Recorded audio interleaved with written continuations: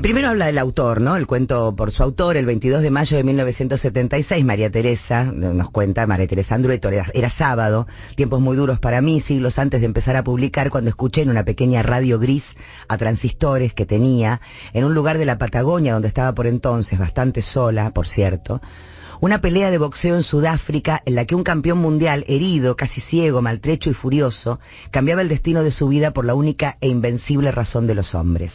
Tremenda pelea, tremendo campeón. No sabía yo que ese día y ese hecho le cambiaba también la vida, la dejaba sola, a una mujer que unos años después conocí y que se convertiría en la abuela de mis hijas.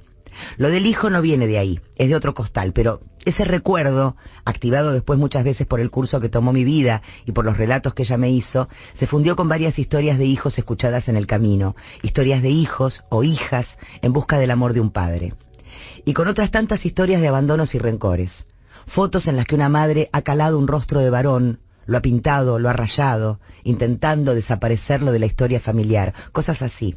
Nada nuevo bajo el sol, sino la historia eterna de amor y necesidad de un hijo por tener un padre y el dolor de una mujer abandonada en la crianza de un hijo. El hijo. La palabra hijo saliendo de sus labios, colgando en el aire para que todos la oigan. Raymond Carver. El auto que va primero es el de tu padre, dijo mi madre señalando con la cuchilla el televisor. Esa fue la primera vez que supe de él. Fue a mitad de los 70. Vivíamos en la casa de mi abuela. No creo que sea muy común que alguien conozca a su padre por televisión, pero así fue. Mi madre y mi abuela cocinaban cuando aparecieron en la pantalla unos autos y después unos hombres. Es el que bajó del Torino, dijo, el que lleva la botella. No había fotografías de mi padre en la casa, y si mi abuela o mi madre lo nombraban, era como si escupieran. Ese cretino, ese miserable que no fue capaz de dejarnos un techo, ni cuando era un pobre diablo, ni después cuando empezó a ganar plata. Un hueco cavado con el rencor de mi madre y de mi abuela. Era mi padre, ese muerto de hambre que un día empezó a cagar más alto que el culo. El rumbo de esta historia le pertenece al hijo. Hasta el día en que lo vio en la televisión, no tenía recuerdos de su padre, porque sus padres dejaron de verse cuando la madre llevaba 5 meses de embarazo. Al menos eso ha dicho ella. Me dejó con la panza llena y no le importó.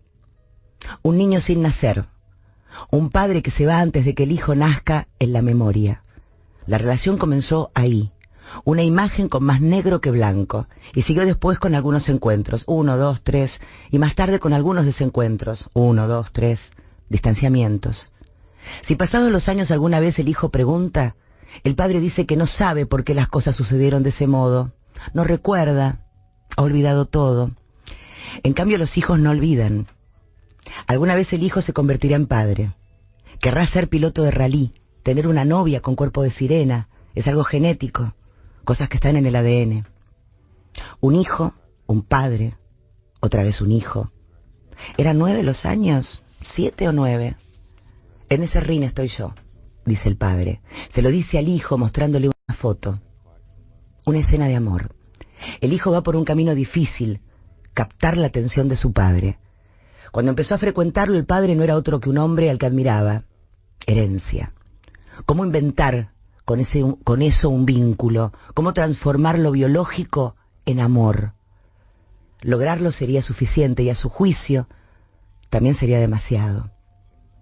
El hijo dice que no importa, que nada de lo que pasó importa, que solo le importa haberse encontrado con él antes de que se fuera para siempre. Pero un raspón en la garganta, un apretón en el pecho, hablan de otra cosa. Hijo es una palabra que no ha sabido pronunciar el padre. Él conoce el valor de esa palabra porque la ha escuchado dirigida a otros, incluso a un hermano, hijo de otra mujer, el único que se ha criado con su padre. Cierta vez que el padre enfermó, la madre de ese hermano llamó a la madre de este hijo para avisarle. Hijo. Esa palabra clavada en el aire como una astilla. No sabe si el padre iba detrás de un sueño cuando salió de la miseria donde vivía, para buscarse un mundo de sangre, de golpes en la mandíbula. No sabe si iba atrás de un sueño o si el sueño iba delante de él y lo arrastraba como un toro arrastra a una criatura. O tal vez el sueño de ese padre se fue construyendo mientras pasaba de una mujer a otra, mujeres todas más grandes que él, capaces de darle cobijo. El hijo cree más bien que el padre trataba de salir del hambre, que solo buscaba una paga, y entonces no le importó subirse a un rin, a una cama, a un auto, andar a las trompadas, golpear como loco, coger o correr, a ganar o a morir. Kartings, motos, rallies, autos cada vez mejores. Pero hubieran podido ser caballos, camellos, gallos. Mi madre dice que se pusieron de novios en la vereda de su casa, en las afueras de Ituzaingó, que con mi abuela le dieron de comer, le compraron las primeras zapatillas, le pagaron el gimnasio para que se entrenara, pero apenas comenzó a ganar, se fue, olvidándose de nosotros, hijo, y empezó a mudarse de una casa a otra, de una cama a otra. Yo venía en camino.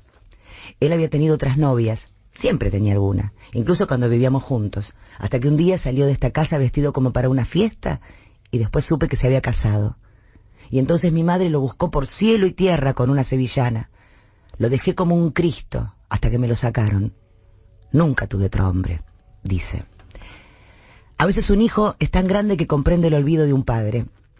Y otras veces es tan pequeño que puede pasarse la vida esperando una palabra, una caricia. Este hijo no es grande ni es pequeño, por eso no sabe qué hacer. Persiste en una imagen que vio hace décadas siguiendo el derrotero de un cuchillo. Evoca esa imagen y si no aparece la inventa, la necesita. Ilusión de vivir en tercera persona, de ser no quien padece, sino quien mira, el director de una película sobre la serie de pequeñas decisiones que se traman para vivir. Un día comimos un melón en el patio de su casa, recuerda, y el calor de ese patio es una estrella que lo protege, feliz, ciego. Como el pasado estuvo desde siempre entre los dos, fue una cosa del presente, un acontecimiento del ayer, como una foto grabada a fuego, su padre bajando de un auto, en el campo de maniobras de un televisor en blanco y negro. El padre trata de cambiar ese pasado, de regresar el día en que actuó como un canalla y modificarlo. Conviven unos meses padre e hijo. El hijo le pregunta cosas que solo el padre conoce, pero lo que intentan salvar ya está perdido. Y entre los dos consiguen a lo sumo hacer regresar ese pasado para masticarlo juntos. Ir soltándose de a poco del amor, del dolor, del rencor, hasta ese interior del cual se vive. Desandar el camino despacio para no lastimarse, como quien retrocede por un pasillo oscuro. Cierto día, cuando el hijo ha crecido, la madre, en un acto de piedad, dice que cada uno hace lo que puede, que a su modo ese hombre lo quiso. El hijo no sabe por qué ella tardó tanto en perdonar, pero lo que escucha se acomoda en su corazón, brilla como un sol. El recuerdo tiene ahora la forma de una instantánea. El hijo se ve a sí mismo en aquel tiempo, la noche por venir. El padre y su merodeo, la forma que tuvo de aparecer y desaparecer. Lo que le quita el sueño toma la forma de una pregunta. Tal vez su madre estuvo en lo cierto. Afuera, la noche, de la que poco sabe. El tiempo se come ciertas cosas y levanta otras, pero todas las órdenes llevan el germen de la desobediencia, y los padres son siempre más obedientes que las madres. Cuando ellas dicen, si no le das lo que le corresponde, no quiero que te aparezcas por acá, ellos aceptan. Nadie sabe si por comodidad, obediencia o desaliento, pero aceptan. Han pasado muchos años y sin embargo la memoria continúa tibia y encendida. Si tuviéramos que preguntarnos qué mantiene hecha brasa la ceniza, diríamos que esa pasión encontró su fuego. No se cerró a experiencia alguna, no se negó ningún combate, porque en la sangre del hijo estaba la lengua de su madre, desde el comienzo, la irrupción visceral, no controlada, de una mujer. Un afiche de 2 metros de alto destaca la pelea de mi padre por la corona de los semipesados. Tenía 25 años, un tobillo destrozado, la angustia de salirse de la categoría siempre al límite. Un reo rindiendo examen, un producto del coraje nacional, y con eso le ganó por abandono a un norteamericano al que había derribado en varios rounds. Esa noche, esa misma noche, mi padre dejó a mi madre. Eso fue antes que yo naciera. Fuego y corazón. Mi padre. Ganchos de corta y media distancia. Un toro que golpea el desprecio recibido de niño. Se compró un Fiat 600 rojo. Le pintó un leopardo en el guardabarros y nos dejó, dice mi madre. Más tarde retuvo el título en una pelea épica en algún lugar de África, con el ojo manando sangre, pero yo era muy chico y no recuerdo nada, también sangraba la herida de mi madre. De aquí me bajan muerto, dicen que dijo en su rincón. Si paramos nos quitan la corona, dijo el manager. Pero yo era un niño, no supe nada. Nunca volví a ser el mismo después de esa pelea, dijo el rival de mi padre. Nada fue lo mismo después de aquella noche, dijo mi madre. Una mano que salía de la nada, dijo el rival. Un golpe a traición, dijo mi madre. Nació en el pueblo, en un pueblo de la provincia, no es segura la fecha, porque lo anotaron cuando ella era grande. Nadie sabe quiénes fueron sus maestros, si un viejo que había ganado una medalla olímpica o un boxeador de Morón hecho en la calle, a puro puño. Luego apareció un técnico que había sido técnico de otros grandes. Empecé de casualidad, me dijo una vez, porque fui a un festival de boxeo y me pagaron por un sándwich. Me fue bien y me entusiasmé. ¿Sabes qué pasa? Yo soñaba con tener guita, mucha guita, porque siempre me gustaron los autos y porque quería comprarle a mi vieja una casa con techos rojos. Era excéntrico, extravagante, extraordinario. Subí al ring con una bata de leopardo. Un periodista dijo, este boludo se cree que es Gatica. No fue Gatica, pero llenó muchos estadios. Cuando la corona de los medio pesados quedó vacante, el manager montó la pelea con un norteamericano y mi padre, se consagró campeón. No era fanático del gimnasio y dos cosas lo volvían loco: las mujeres y los autos. Nunca lo vi fumar, pero tomaba algunas veces y en casi todos los combates tuvo problemas con el peso, pero cuando estaba en forma podía ser feroz, como en aquella pelea que ganó bañado en sangre después de un cabezazo, la misma noche que mataron a un amigo suyo, ese amigo al que idolatraba. Era un apasionado de los fierros, y en eso se puso cuando acabó el boxeo. Acompañaba al dueño de una casa de repuestos que había arrancado con un Torino, del Torino pasó a un Dodge, del Dodge al Chevrolet.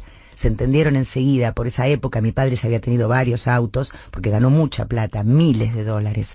Sé todo eso por mi madre, que seguía las notas en las revistas. Aquel domingo escuché la sirena por televisión. Me paralizó ese sonido, hasta que llegaron las primeras informaciones. Fotos apenas antes de morir, tomando mate, vestido con su traje antiflama. Correr es como volar, solía decir mi padre. Él, que había enfrentado el peligro, que había derrochado coraje.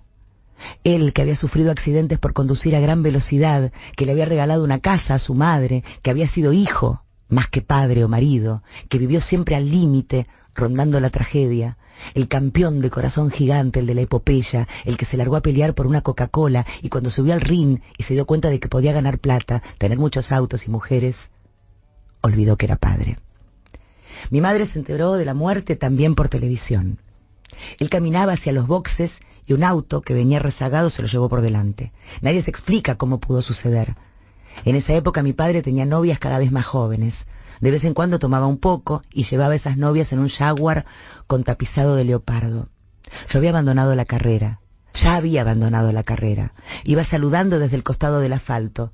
Alguien le hizo señas para que saliera de la pista y de pronto una mano fantasma salió de la nada y lo embistió. Lo velaron en el estadio. Yo fui con mi madre. Por el camino íbamos borrando lo que ella había dicho tantas veces. Frase por frase lo fuimos borrando. Hasta que ya no quedó nada, hasta que ya no quedó otra cosa que el amor que tuvimos.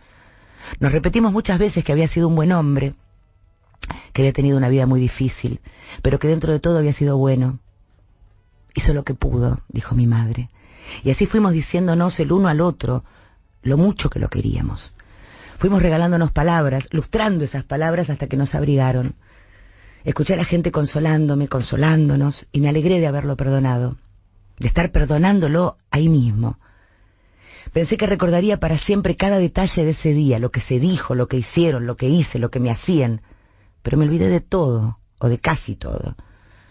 Lo que sí recuerdo es que esa tarde mi nombre se escuchaba mucho, porque yo tengo el nombre de mi padre, su apellido no, pero sí el nombre, porque mi madre me lo puso. Antes de que yo naciera, mi padre dejó a mi madre. Una jornada épica, dijeron los periódicos. Golpe tras golpe. Mi padre, con tremendo corte sobre el ojo, la camisa del árbitro para limpiarse, para detener la hemorragia. Esa pelea metió a mi padre en la historia del boxeo. El pantalón ensangrentado que usó hoy es una pieza de museo. Un símbolo, mi padre. Fue un tortazo, dijo mi madre, una trompada en los ojos, para que supiera que yo no era más que un trapo. Peleaba con el corazón, dijo la prensa. No tiene corazón, dijo mi madre. También yo he tenido problemas con el alcohol. También a mí me gustan los fierros. Pero mi madre hizo que no tuviera que dejarme golpear por un plato de comida. Mi madre que ha cosido y planchado para otros. De chico, él vivía en un sitio no más grande que una choza. Yo he crecido en la casa de mi abuela, con baño, con cocina. En la cocina había un televisor donde lo vi por primera vez. No sabe cuidar el dinero. La plata le quema. Despilfarra en mujeres, en autos, en fiestas. Pero lo que es a vos, hijo, y a mí, nunca nos dio nada. A veces un padre confunde a un hijo con su madre. Cree que son una misma cosa. A lo largo de los años, mi padre no ha dejado de venir hacia mí, porque un hijo necesita curarse de ser hijo para convertirse en padre. En el impiadoso comienzo de la primavera, el hijo ya grande se dice: creo que entendí.